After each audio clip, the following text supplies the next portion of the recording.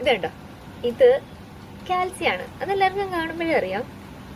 ഇങ്ങനെ ഓൺ ചെയ്തിട്ട് ഇങ്ങനെ ചെയ്യാം. പക്ഷെ ഇത് കാൽസ്യം മാത്രമല്ല കേട്ടോ.